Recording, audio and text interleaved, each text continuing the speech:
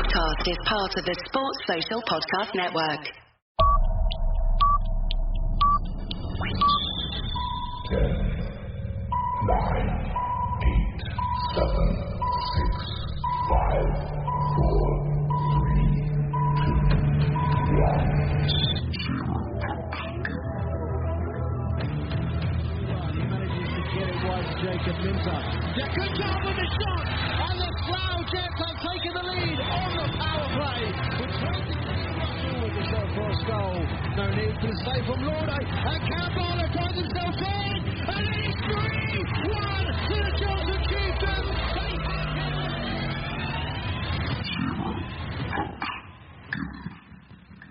Hello and welcome to Zero Pucks Given, the UK Ice Hockey Podcast. Although we're not just a podcast, we are a one-stop media shop for the NIHL 1 South and beyond, doing live game updates, live stream commentary, and hopefully eventually live streaming ourselves. Firstly, I'd like to tell you about our partners, starting with Hockey Art Co., who create hockey-inspired clothing that is so creative and artistic and excellent quality too. With all sorts of clothing items for off and on ice, listeners to the ZPG network get a 10% discount on everything from hockeyartclothing.co.uk when you use the code ZP10. We're also in partnership with Manscaped, the globally recognised male grooming brand that have top-of-the-range products such as the lawnmower, the weed whacker, the beard hugger and the dome shaver pro. These products are unbelievable. I use them myself. They're waterproof so that you can use them in the shower. They have ceramic blades, so no nicks and no cuts. And the lawnmower has a light, which is very handy for those hard-to-see places. Plus, with super fast charging and a long run time, it makes these the best wireless shavers on the market.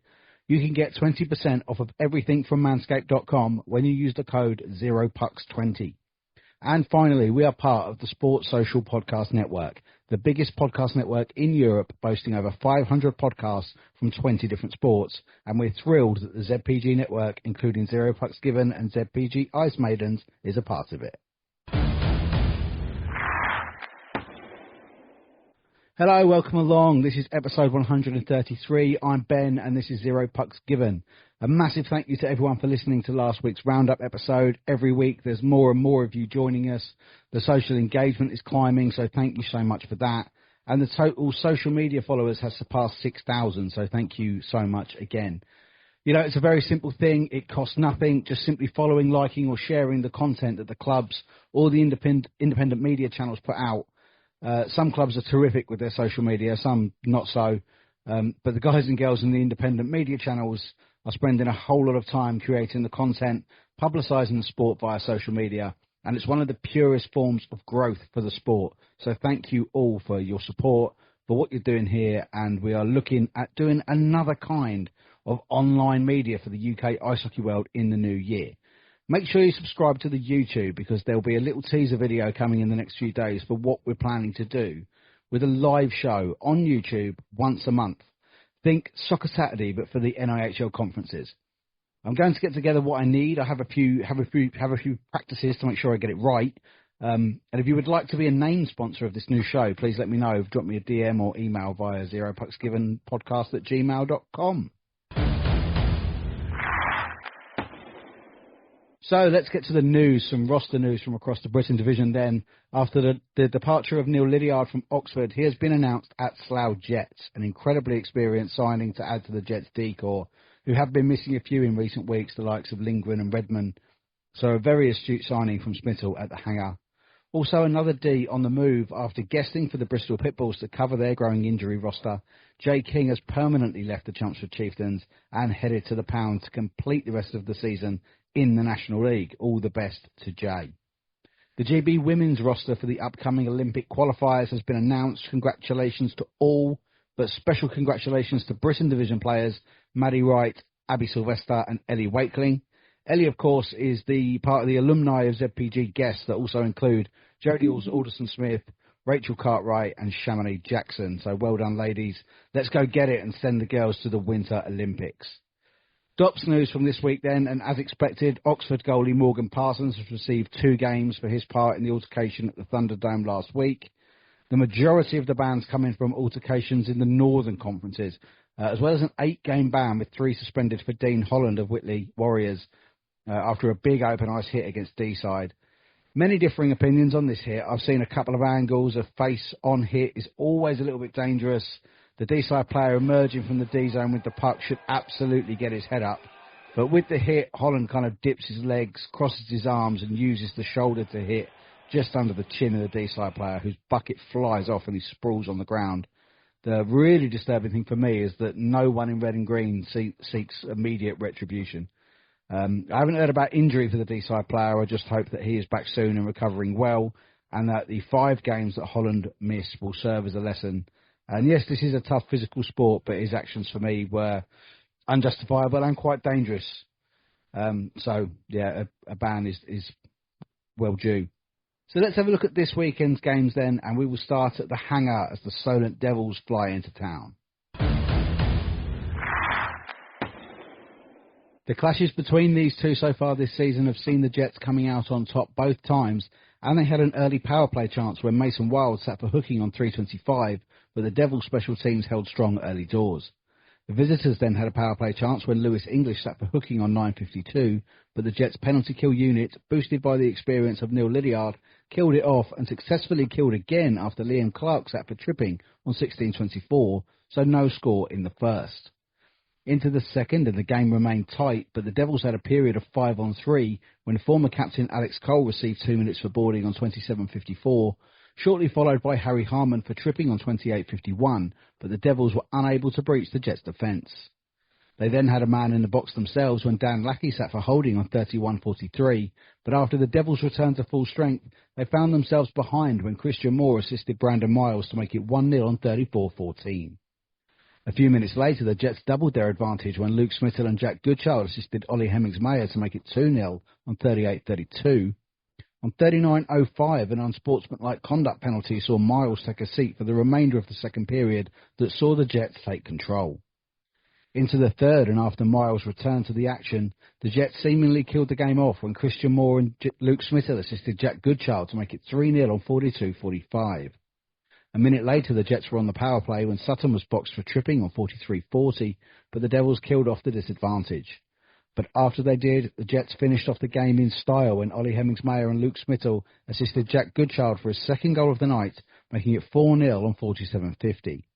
And after killing off a Jack Goodchild high sticks penalty on 55:15, the Jets had their win and a second successive home shutout against the Devils, with man-of-the-match performances to Jack Goodchild for Slough and Charlie Wedge for Solent. For Slough, it's a trip to the high road on Sunday, where completion of a 6-point weekend would see them in the driving seat for the Britton Division title. For Solent, after their one-game weekend, it's back to the drawing board for Devils player coach Alex Murray. Yeah, it was an important fixture this past weekend, just gone by. Slough away on the Saturday, which was a bit of a strange feeling going away on a Saturday. But given the run that we were recently on, I really felt that if we could get a result there, we'd kind of give ourselves a sort of slight fighting chance in with those boys. They've got to play each other on the Sunday. And obviously we were at the time 4 losses on the season. So I really felt that, we could go in there, perform better than we did last time and get a result, then it kind of keeps us in the mix with, whilst we've had extra games compared to everyone else. Obviously, if you're beating the teams around you, then their game count eventually moves up and they've all got to play each other. We were at pretty much full strength with the weekend, obviously a single fixture, and we went there with 20 guys and, had high hopes. They were without a few key players. Seb Moore was out of the lineup. Ely Newman was not there. And I think it was a great opportunity for us. But I think opportunity all it was. I think on the game, I think Slough were the better team. But if you look at the actual game itself and the key parts of the game, I think there were some defining moments in the game where, had we have been more clinical and better, there could have easily been a different outcome, even with the shot count the way it was and the puck possession the way it was. And Aaron played great in goal for us, but realistically at 0-0 and taking a 5-on-3 power play for us, if we capitalise there, then we take the lead. We had a great chance to do so, and then we didn't. And then even at 1-0 again, we had several power plays which we didn't convert on. And at 2-0, we had another 5-on-3, and again, unable to capitalise. Smittle coming up with a couple of good saves on the first and second one, but ultimately, you know, those moments, if you don't put the puck in the net, you're not going to win a hockey game. And whilst Aaron stood on his head in our goal, turning away several shots, frustratingly, they got the goals. They were, you know, not consistently rolling three lines, which meant, you know, when we were rolling R3, it meant that sometimes there was a bit of a mismatch out there, and normally our depth guys compete well, but just wasn't to be on this day. And our special team in terms of the power play wasn't great. Very disappointing, and actually that was a trend set in Oxford the week before, and that's something we're going to have to address. We lost Kane really early in this game to a questionable hit, which I'm, you know, considering reviewing. I'll wait for the footage. And so, yeah, there was a few positives to take from the game, but losing 4-0 and having 2 5-on-3s and 6 power plays isn't acceptable really, or good enough, and we're just not quite up with those boys at the top at the moment, and that's okay. You know, we're working towards that, and we will go back to the drawing board. I wasn't upset or anything with the guys. The guys gave their all. They were played better than the last time we were up there. I think I was just disappointed that at key moments we were unable to hang in the game, stay in the game, and that's something that we'll have to look at. We've got Slough again next week at home, and I know that'll be a busy one, and, you know, we've given them a sort of performance in the last fixture. It's now time to get a result, so we're back at training Thursday working hard and dust ourselves off and we're ready to go again. A local derby at the Link Centre as Oxford City Stars made their way down the A420, where there was a special moment in the air as Jan Kostel Jr. and Senior took to the ice together for the Wildcats too, in what may well be a very historical father-son moment in the Britton division. The game got underway and caught fire quickly as the Wildcats took an early lead when Jay Warren and Cal Forshy assisted Charlie Turner to make it 1-0 on 1:30. Shortly after, they doubled their lead when Jay Warren and Jan Kostel Jr. assisted Oscar Sagan to make it 2-0 on 6:34. The Wildcats continued to create chances, but Ross Miller was up to his usual antics, frustrating the opposition's forwards. Late in the period, Oxford got into some penalty trouble as Harrison was given 2 minutes on 17:55, followed by Felix Hemmings-Mayer on 19:07 for cross-checking. Swindon called their timeout and take the unusual step to pull the goalie to go 6-on-3, and at the last second of Harrison's penalty, the Wildcats extend their lead to 3 when Ben Neversell scored unassisted to make it 3-0 on 19:55, power play goal. Into the second, and both sides had chances, but Oxford struggled to keep Swindon out of their defensive zone, and it resulted in the Wildcats going further ahead when Jay Warren, with his third assist of the game, laying on for Ollie Stone to make it 4-0 on 29:28. Into the third, and Oxford again got into more penalty trouble through Robinson and Harrison twice, but no further addition to the score, and the Stars are shut out in the derby. For Oxford, they welcome the MK Thunder to the Oxpens on Sunday, whilst the Wildcats complete their double home weekender with a visit from the Romford Buccaneers. The Dynamo started their weekend hosting the MK Thunder, the first time the Thunder had returned to the stable since the infamous appearance of James Bryan in the MK net after the injuries to Kieran Hickman, who had miraculously returned from the injury to be the starting netminder for MK. The Dynamo started very quickly on a foggy night in the stables and run up quite a score. In the first period, 2 goals each from Tom Saw and Aaron Connolly gave the Moes a 4-goal lead after 20. Hickman was replaced by Cameron Frayne, and the Moes made him work hard after Laming scored, Connolly completing his hat-trick, plus goals from Vilius Krakauskas, Mads Thune, Michael Stokes, and a double from Cameron Pywell made it 11-0 at the end of the second. Into the third, and after an early Ruskin Springer-Hughes goal, MK pulled a couple back when Alistair Barrow and Cole McCluskey netted within 90 seconds of each other to bring the score to 12-2. But the Moes hit 4 more, with a 4th and 5th for Aaron Connolly, a Cameron Pywell hat-trick goal, and finished off by Lewis Colvin. So a 16-2 win for Carl Lennon's boys, who head to the Riverside on Sunday for quite a different challenge, whilst Will Fry's Thunder will head to the Oxpens to look for their second win against the City Stars. On to Cardiff Bay as the Romford Buccaneers make the long Saturday night trip to the Vindico as Buckman's team look to continue their good form. Details quite sketchy for this one, but a tight first period finished goalless. Into the second, and a goal apiece saw the game finally balanced at 1-1, with the Cardiff goal coming from late from Chris Fox. The third period was also tied 1-1, with the Cardiff goal in the 49th minute from Chris Kazyanovs tying it up, and into overtime it went. No team has been to overtime more than the Buccaneers this season. This is their third time, and this one ended with a shootout. A 2-1 win in the shootout for the Romford Buccaneers after 5 shots each, making it a 3-2 game with 2 points for Romford, 1 point to Cardiff. For the Bucks, it's a trip back down the M4 to Swindon on Sunday. For the Fire, a 1-game weekend and just a point for Ellis Shepherd. It was good to get a point against Romford on Saturday. I think we were unlucky to come away with just the 1. I thought we did enough to get the 3, but if not, at least the 2 in overtime as well. You know, credit to Romford, they played a really good game considering they came with a few guys missing. Overall, I was happy with our performance in the second, third, and overtime. Really competitive. A lot of good things. Pucks deep. You know, generating scoring chances. Some good D-zone work as well. A freak bounce for their first goal off the skate. And the second goal, the puck gets stuck on a wet patch of ice as well, and then we turn the puck over. Frustrating way to lose or to concede those 2 goals. I thought, you know, it's tough. Credit to Romford, and especially their goalkeeper. I thought he was outstanding at such a young age as well. He made some vital saves. We regroup and we look forward to this week ahead now. To Sunday, and the Buccaneers complete their road trip weekend with a trip to the Link Centre to face a buoyant Swindon Wildcats after their shutout win against Oxford. And it started in much the same vein as they took the lead against Romford when Cal Forshee assisted Tom Ashmore to make it 1-0 on 7:02. The first continued to be toughly contested, but even with a late power play for Romford, the score remained the same. Into the second, and Romford went back on the power play when Warren sat for tripping on 26-21, but when Swindon returned to full strength, they doubled their lead when Taylor and Lee assisted the evergreen Jan Kostel Sr., who made it 2-0 on 29-34.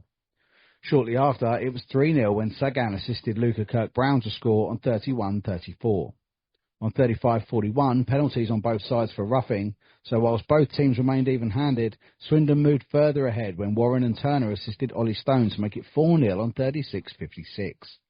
A late penalty for Ethan Taylor saw the Bucks on the power play, but Luca Pascali also took a seat, leaving 4-on-4. But when Taylor's penalty expired, the Bucks would start the third on the kill. After the remainder of Pascali's penalty was killed, the Wildcats finished the game off when Jan Kostel Sr. assisted Ben Nethersell to make it 5-0 on 45-21. The Wildcats killed off a George Howe cross-checking penalty in the 55th minute, but kept their powder dry for a second game in a row. The Sunday night trip to Swindon proving to be a tricky one for everyone so far. After a road trip weekend with a shootout win and a heavy defeat, Bucks head coach Jason Buckman gave his thoughts to ZPG. Yeah, it was a difficult weekend for the Bucks. Never easy travelling to Cardiff with 12, 13 guys. Similar to last time, really. Felt like we controlled large parts of the game. Could have been 3 or 4-0 up first period, but couldn't really convert our chances. Happy to get the win in the end, but certainly felt like it was a point lost as opposed to 2 points gained with a penalty shot win. Sunday's game, probably fair to say the guys were starting to feel a bit of fatigue again. 12 guys, never easy. Guys playing more minutes than they would usually play against a hard-working team like Swindon. We draw a line under it and hopefully have a few guys back for this weekend's games against Streatham and Chelmsford. And after a 6-point weekend with 2 shutouts, Lily Endicott caught up with Wildcats head coach Ken Forshee. Yeah, I thought we were really good tonight. We were good all weekend, 2 wins. We've had a lot of injury troubles this year, but we're getting through it now. We're getting everybody healthy. We're playing 4 lines. Everybody's contributing. We're getting goals from all 4 lines. We're getting goals from defensemen.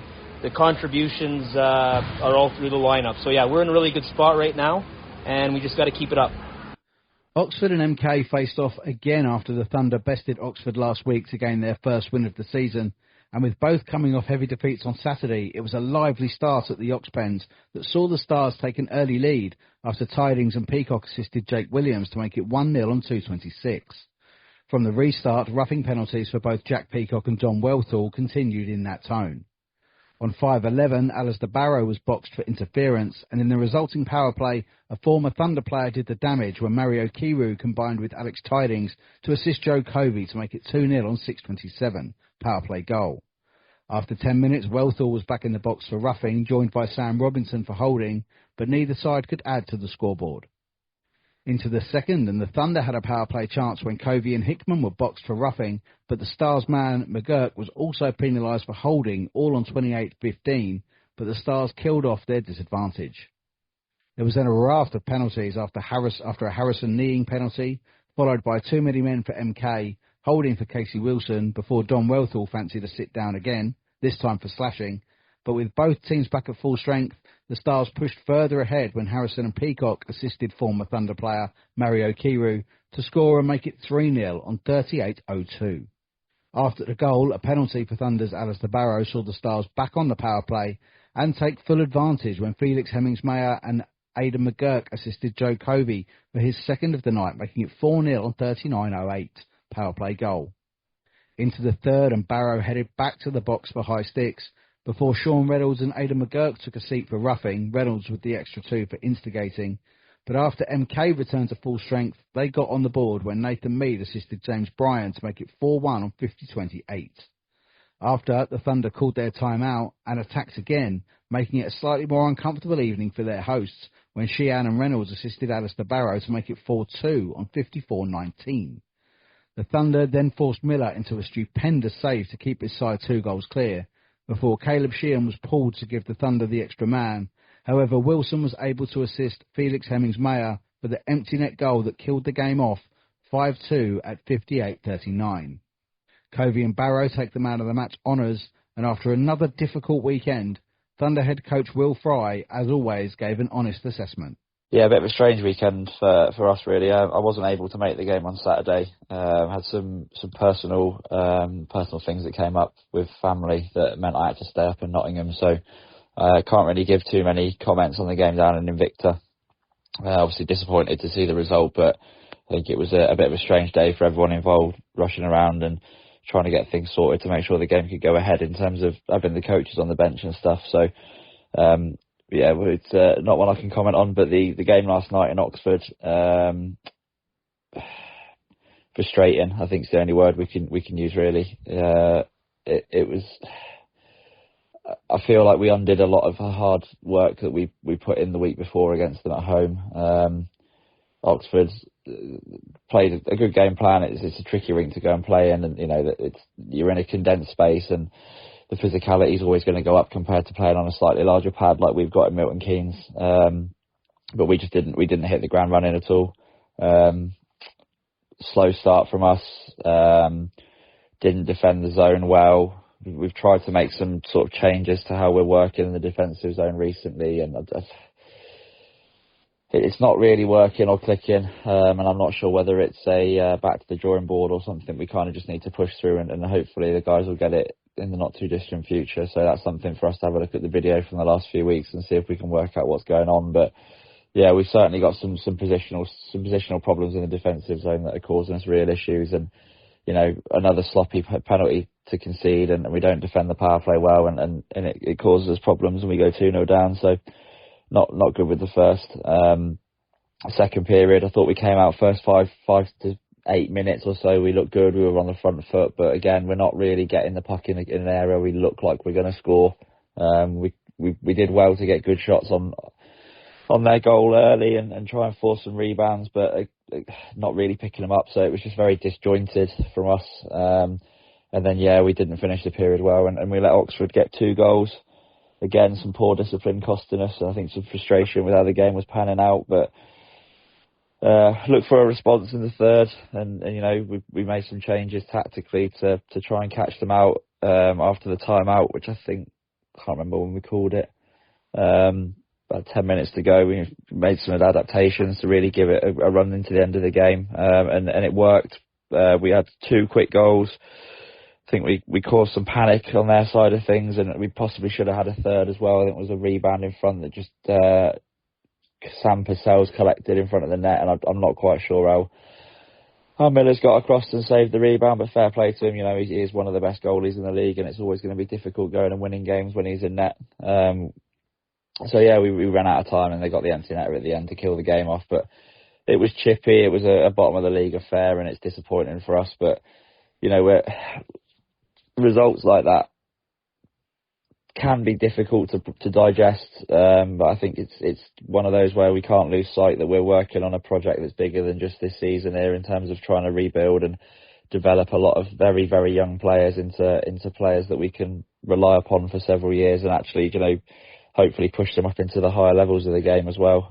And hopefully they move on from us to bigger and better things at some point. That's the ethos of the club, and that's the development principles that we've put in place. So for me, the disappointment yesterday really was just that we didn't seem to show up and really give it our best. I'm pleased that we didn't quit. I'm pleased that we just tried to push through all the way to the end and get ourselves back into the game. But we've obviously missed a chance there to get some more points on top of the ones that we've got last weekend, and it's going to make things slightly more difficult for us, and it's going to challenge the guys to go and pick some points up against some different teams. And you know, we've got a difficult one next weekend with Streatham at home, and then we've got, I think, Solent at home the week after, and then Cardiff and Romford in our run into Christmas. So you know, there's potential there that we can get some points if we play well, and then I think it'll be hit the reset button over the Christmas period, and then and going into the new year really looking at strategising a little bit better and the personnel that we're using, and thinking about how we're going to pick up points into the end of the season, and see if we can still hang on to that last playoff place and catch the guys that are on for that. But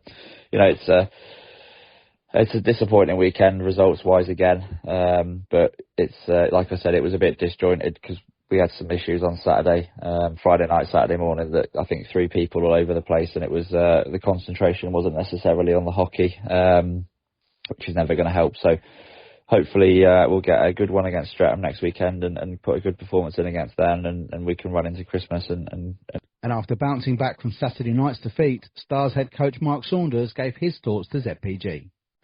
Doubleheader weekend for the Stars this weekend. We took on Swindon away at the Link Centre on Saturday, and we hosted the Milton Keynes Thunder at the Oxbens on Sunday, again after meeting them last Sunday. Saturday we were flat, didn't get going at all. Poor execution on our systems for moments throughout the game, and fair play to Swindon, they punished us on those mistakes. You know, huge opportunity for us to learn from that game on Saturday, in a game that we need to be competing in, and we need to be better. Short on the shot count as well. I think we took 24 shots on that Swindon netminder. Nothing of much kind of punch to get the puck to the net with some real kind of, you know, enthusiasm and energy. So we addressed that post game on Saturday and said that we needed a reaction against ourselves. You know, because the bar that we're setting is can we outperform ourselves night in, night out, you know, irrespective of who we're playing against. And we had a bit of a dress down pre-game on Sunday before we met Milton Keynes. And as I've said in previous weeks, the group is sticking together and was stuck together. And collectively, you know, we set ourselves some targets for that game on Sunday. And for the most part, we were in control throughout. I thought we looked quite dangerous in large parts of the game. But again, a learning opportunity for us. If you don't continue to put the puck in the net and kill a team off, you can give the team life. And at 4-0 up, couple bad bounces, and the next thing we're at 4-2, and they pushed a little bit, and all of a sudden we're kind of, you know, dicing with the game a little bit, and we managed to get an empty netter at the end, and you know, it was nice to get the win on Sunday night, and that was I thought it was a scrappy game, but a game that we needed to get a result in, and we managed to find a way to do that. And overall, 2 games on the weekend that we can take a lot of learning opportunities from, and that will guide us through practice this week as we get ready to face Slough away on Sunday next week in a one game weekend for us. So a bit of rest here, a bit of recovery time for the boys. We get a couple of guys back from injury hopefully this week, and we get ready for Slough away next Sunday. So yeah, overall a mixed bag for us this weekend. Pleased with the reaction after Saturday night, and pleased to get 3 points on the board last night. Sunday also saw the Dynamos head to the Chieftains, who are playing just the one game this weekend. Both sides shorter than they would have liked, although the Chieftains welcomed back Sam Russell to the lineup and the addition of Liam Chong. They got off to a flyer as the home side pressured and scored in the very first shift when neat work from Dix and Cam Bartlett from behind the goal got the puck back to the slot to Grant Bartlett, who rifled past Winterbank to make it 1-0 on 58 seconds. The Moes had a great chance to get back into the game when Power sat for interference on 1:20, but they couldn't get the power play rhythm going. The Chieftains then had a power play chance after a Burnett tripping penalty, but similarly couldn't quite get the angles with the man advantage. The home side did double their lead though when Grant Bartlett fed Wells on the blue line, and his shot was redirected by Alan Lack to make it 2-0 on 14:38, a very typical Alan Lack goal, much to the enjoyment of the home fans. The Chieftains remained the dominant side in the first and scored again when nice play from Hitchings and Barnes-Garner saw the puck end up with Mikey Power, who swept home from the high slot to make it 3-0 on 17:56. A dominant first period that saw the Chieftains outshoot the Dynamos 22-8.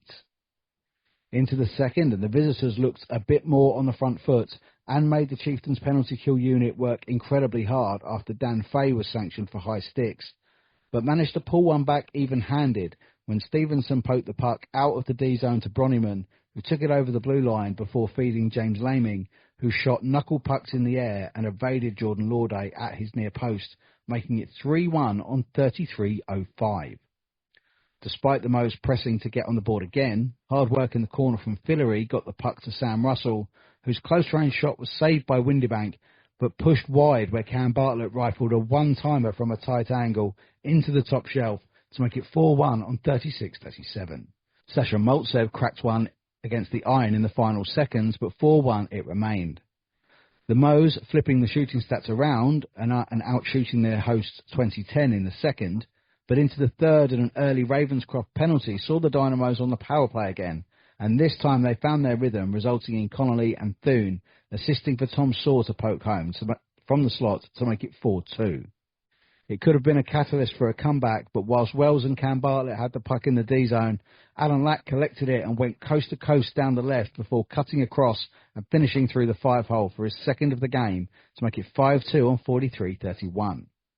With the Moes continuing to push, Grant Bartlett intercepted the puck on his own defensive blue line and charged at the defending horseman, deking round two before sitting Winterbank down and tucking away his second of the night to make it 6-2 on 46:47. A couple of successive double penalties as Lack and Thune take a seat after a goal-mouth confrontation on 49:22, quickly followed by Dix and Scott for slashing and cross-checking on 49:57. So with the teams remaining even-handed, Chong brought the puck into the offensive zone where Cam and Grant Bartlett spun Invicta's heads with a 1-2 before Cam Bartlett slammed home for his second, 7-2 on 50:29. As the game was winding down to the final few seconds, the home side killed the game off when Lack and Cam Bartlett fed Grant Bartlett down the left, who swept across the crease and tucked away his first hat-trick of the season as he made it 9-2 on 58:18. An up-and-down weekend for the Dynamos, who will be disappointed with the final result at the Riverside, but after the game, Invicta head coach Carl Lennon gave his thoughts to ZPG. 2 games for us this weekend, and we started at home against Milton Keynes on Saturday, and we're very dominant throughout the whole game, honestly speaking, and it was good to see scoring across all of the lines. Aaron picking up 5 and Cam Pywell picking up his first senior hat-trick, notably. I think the star of the night for us, of course, was young Nikolai, 16 years old, making his Dynamo's debut and starting for us in goal, and he was excellent from start to finish. And I think were it not for a couple of defensive lapses, he probably would have had an even better night than he did. I think separate to that, obviously we had some confidence there going into Sunday and felt in good spirits and good shape, and maybe that was a false sense of security because we started terribly in Chelmsford. We were all over the place in that first 5 to 10 minutes, and we subsequently found ourselves down a few goals at the end of the first period, and with a mountain to climb. And whilst we tried to climb and play better in the second period, we still were 3 behind going into the third period, and we got that goal back right at the start of that period, and we felt like actually we could pull ourselves back into it.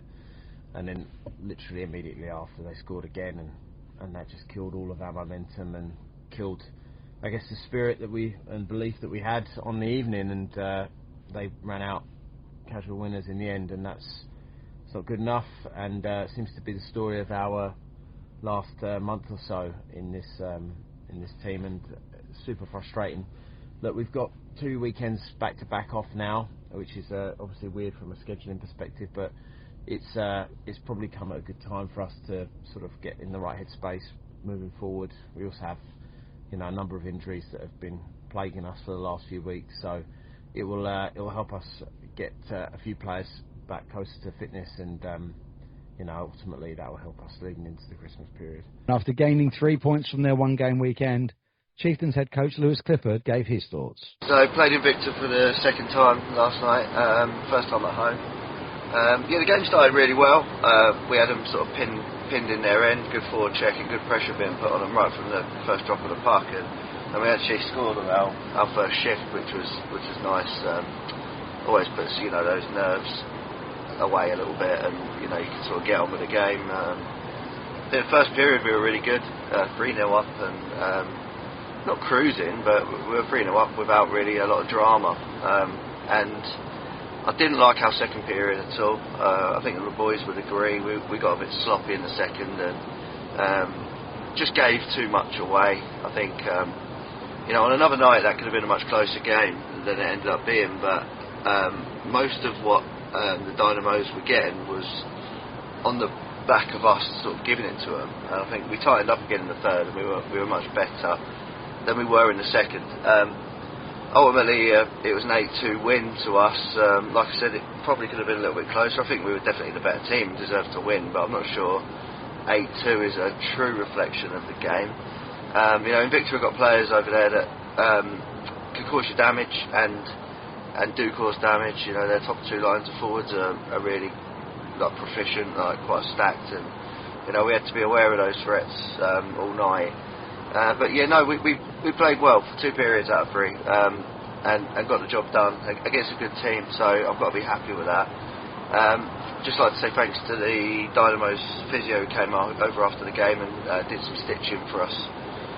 Gemma wasn't around, so saved one of our guys about 4 hours sitting in A&E to get 3 or 4 stitches put in, so that was nice. Just thanks to him for helping out. It's always nice when the community comes together and helps each other. But thanks to everyone that turned out. Good crowd and good atmosphere, and 3 points in the bag. Got to be happy with that, and we roll on. Cardiff away, Romford home this weekend, so a bit of travelling for everybody. But we're looking forward to it. We're up for the challenge, and we'll see you guys at the Riverside on Sunday. The final game of the weekend was a guaranteed barn burner for sure, as the Slough Jets head to the High Road to face the Red Hawks, after hosting them at the start of the month and letting a 2-goal lead slip to a defeat.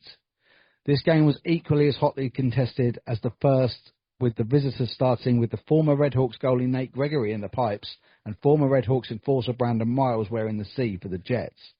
Both sides had chances in the first, including hitting the pipes, but neither could break the deadlock. But the Red Hawks would start the second on the power play after Miles was called for charging on 19:58.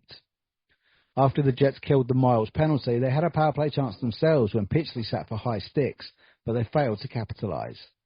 They had another chance when Britton sat for slashing on 29:48 and took the lead when Christian and Seb Moore assisted Jack Goodchild, who made it 1-0 on 30:16 power play goal. From the restart, the Jets went back on the kill when Smittle sat for charging on 30:26, but there was no addition to the score. Into the third, and Ingoldsby and Soper both sat for roughing on 45:21, but after both were killed, the Jets doubled their lead when English assisted the free Jacob Soper to make it 2-0 on 49:46, a position the Jets have been in once already this season. The lead was cut in half shortly after when Ethan Lane and Gregory assisted Roman Cathcart with an absolute rocket into the top corner from the point to make it 2-1 on 51 flat. And as the Red Hawks continued to apply pressure, they made it a tied game when good work from Watt and Jared Lane got the puck back to Jordan Gregory, who smashed the puck top shelf from the high slot to make it 2-2 on 54:08. From the restart, the pressure continued, and when Jared Lane broke through the neutral zone and bared down on goal, he was tripped and a penalty shot was called. Lane dusted himself off, took the penalty shot, finishing past Nate Gregory to complete the turnaround, before Luke Brittle went unassisted and finished low and hard to make it 4-2 on 57:25. Skokan and Miles had a disagreement after the goal that saw both take a seat, but the comeback of all comebacks was completed as Slough have now lost a 2-goal lead and been defeated twice by Streatham. After the game, Redhawks player coach Ben Painter gave his thoughts to ZPG. Yeah, obviously, single game this weekend, Slough at home, a game that we all really enjoy playing. We were looking forward to it, and the games against Slough now are always fast, physical and exciting. So yeah, we were looking forward to it, and I think it was exactly that. I think from a spectator's point of view, it was a quality game to watch. I mean, I could definitely say it was a quality game to play in. We enjoy playing them games. Those are the sorts of games we want to be playing week in, week out, and yeah, it was good. It was a really good game.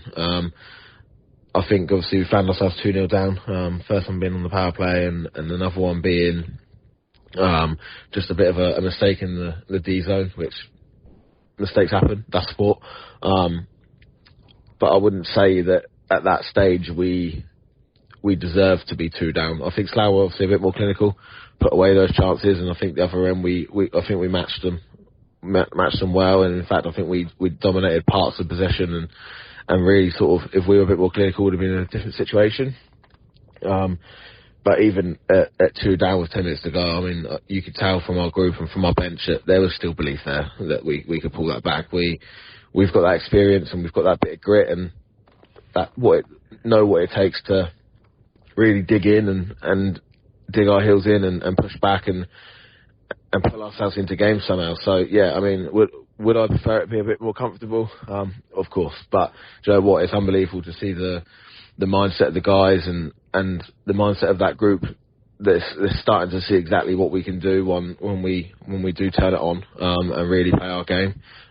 Yeah, really pleased to see how we pulled it back, and obviously Roman Cathcart flying around, getting us going with a quality first goal in the game for us. And I mean, he makes a great hit on the forecheck, puck comes back round, and then he buries. And that just shows we've got guys up and down the lineup getting it done for us. And then Jordan Gregory tying it up, and then obviously a penalty shot to win it. And then Luke Britton does what he does and just put the game to bed. So yeah, I mean, I was over the moon with our performance, and you know what, we like I say every week, we just keep going game by game, keep chugging along.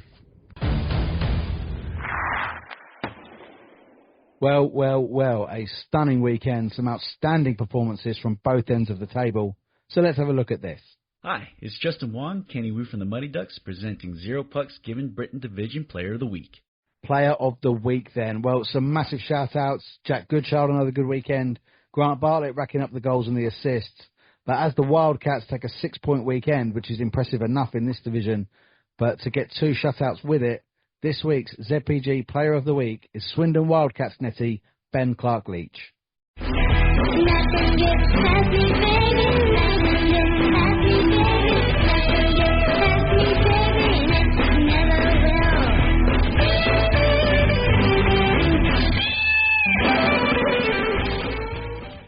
Let's have a look at the results from our northern counterparts in the Moralee. Saturday saw Hull Jets 1, Solihull Barons 5. A rugby score in Leeds as Leeds Knights 2 go down 14-7 at home to the Deeside Dragons. And a barn burner in the East Midlands where it finished Nottingham Lions 4, Whitley Bay Warriors 5. Sunday saw the Widnes Wild get a shock victory 5-4 at the Deeside Dragons. The Whitley Warriors were turned over 6-3 at home by the Leeds Knights 2. Hull Jets took a 7-1 win away from the Sheffield Scimitars. And in the top of the table clash up north, the Blackburn Hawks take a 7-3 win over the Billingham Stars. Fixtures for next week in the Britton Division. I'm in Barcelona next week, but still hoping to get to at least one game. But we have Saturday, 30th of November, a shot at redemption as Solent Devils host Slough Jets at 5 p.m. I think that's all their games done then, a full 4-game series that Slough have won 3 from 3 so far. Romford Buccaneers host the Streatham Redhawks 5:15 at the Sapphire, and the Chelmsford Chieftains make the trip to the Vindico to take on the Cardiff Fire at 7 p.m. Sunday, 1st of December, 5:45, Slough Jets versus Oxford City Stars at the Hangar. 6 p.m. at the Riverside for the real Essex Derby, Chieftains versus Buccaneers. 6:30 at the Link Centre for Swindon Wildcats 2 versus Cardiff Fire. And finally, the MK Thunder host the Streatham Redhawks for a 7:30 p.m. face-off at the Thunderdome. A weekend off for Invicta Dynamos, but plenty of action to get your teeth into. Let's have a little look at the Britton Division table then after this week's games. At the top, first place, Slough Jets, played 15, won 13, lost 2. So far that they could amass a total of 102 points as they continue to win every single game. There's only 3 clubs that can actually get over 100 points, and that is Slough, Streatham and Chelmsford. So the games between the 3 of those are going to be very exciting indeed. Down to second place after that defeat to Slough, the Solent Devils, played 18, won 12, 1 overtime win and 5 losses. They're on 38 points, so 1 point behind Slough, having played 3 games more. In third, the Streatham Redhawks, played 13, won 12, lost 1, 36 points. They can get a maximum of 105. In fourth place, the Chelmsford Chieftains, played 14, won 11, 1 overtime win and 2 defeats, 35 points. Romford Buccaneers in fifth, played 16, won 7, 2 overtime wins, 1 overtime loss, 6 losses, 26 points. Closing that gap after their victory against MK on Saturday is the Invicta Dynamos. They've played 2 games more though, played 18, won 8, overtime loss 1 and 9 defeats, 25 points. But again, those 2 games in hand that Romford have could make a massive, massive difference. In seventh, the Swindon Wildcats, played 16, won 6, 1 overtime loss and 9 defeats, 19 points. Oxford City Stars, played 18, won 4, lost 14, 12 points. In ninth, the Cardiff Fire, played 14, so 4 games less than Oxford, won 2, 1 overtime loss and 11 defeats, 7 points. They could make that up with the 4 games in hand they have on Oxford. And at the bottom, in 10th, Milton Keynes Thunder, played 18, won 1, lost 17, 3 points. They can get a total of 57 points if they were to win all of their games. I reckon that's what it's going to be looking like to finish in those playoffs in 8th. I think you're going to be looking at around the sort of 25 to 30 point mark. I think that's where you're going to have to get to have any chance of working yourself up into that top 8. Let's have a look at the cup tables then. In the Britton Cup Group A, Streatham Redhawks have qualified. They've played 7, won 7, 21 points. They are in the semi-finals. The other place is up for grabs though. Invicta Dynamos are currently there in second. They've played 7, won 4, 1 overtime loss and 2 defeats, 13 points. But with a game in hand, the Solent Devils, they've played 6, won 3, 1 overtime win and 2 defeats, 11 points. So that's kind of in their hands then with that game in hand. In fourth is the Cardiff Fire. Don't think they can make it, and neither can the MK Thunder with 6 defeats in 6. Down to Group B. Now, this one is a lot tighter. Slough Jets currently sitting top, 5 from 5, 15 points. Chieftains in second, 4 from 6, 14 points. The game against Slough that will be rearranged from last week will obviously contribute to that. I would imagine that you'll just be looking to try and avoid Streatham in the semi-final, so finishing top of that group is quite imperative. If they get a win this Sunday, it certainly will not do the chances any harm of Romford Buccaneers qualifying for the semi-finals. They currently have played 6, won 2, 1 overtime win, 1 overtime loss and 2 defeats, 9 points. And Swindon Wildcats, I don't quite think they can get there now. They've played 8, won 2, overtime loss 1 and 5 defeats.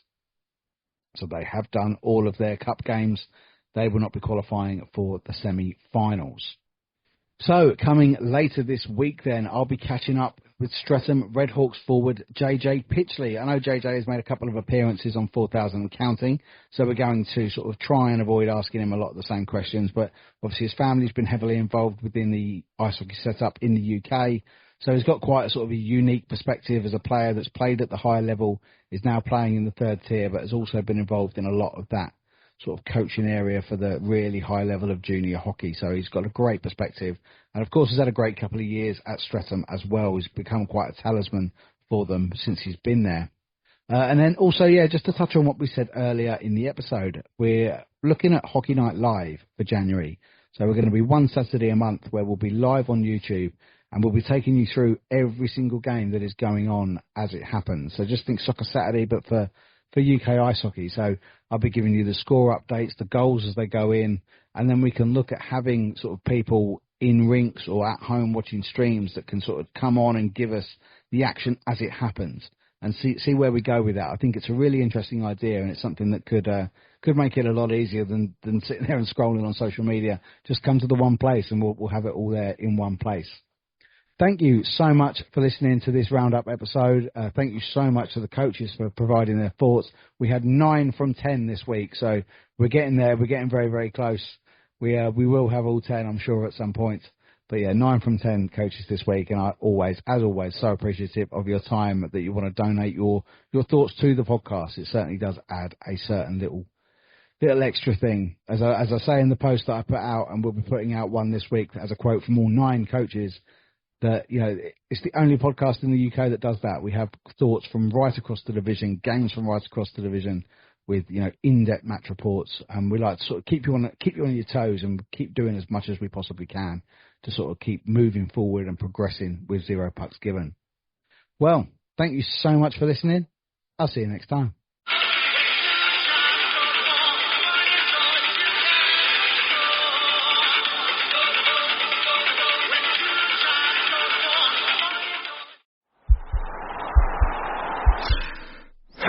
This podcast is part of the Sports Social Podcast Network.